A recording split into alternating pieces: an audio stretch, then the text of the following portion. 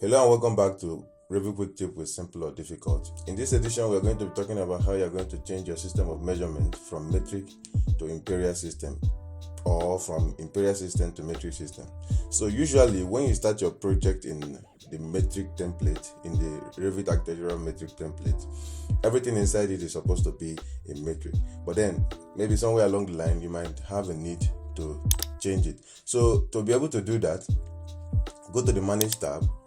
On the settings panel, you see the project unit. You click on it, then you now have access to change all the units of all these parameters. You can see the one for the angle, the length.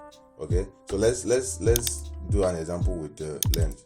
So you click on this one, you now see it is already set to millimeters because I'm using the metric system template. So when you click on this drop down, you can now be able to set it to inches, feet, whatever. You can also set the decimal places, to increase the accuracy of the measurement. All right, but usually I leave that at 0. And you can also set the unit symbol if you want to. All right, so let's go ahead and say okay and see the effect of what we've just done.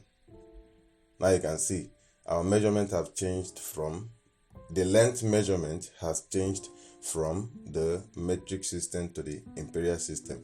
You can also easily, wherever you are, you can also easily type UN, that's the shortcut on your keyboard, and then it will still bring out the same dialog box from where you can change all these things. All right, that's it for today's edition. I hope you enjoyed it. See you in the next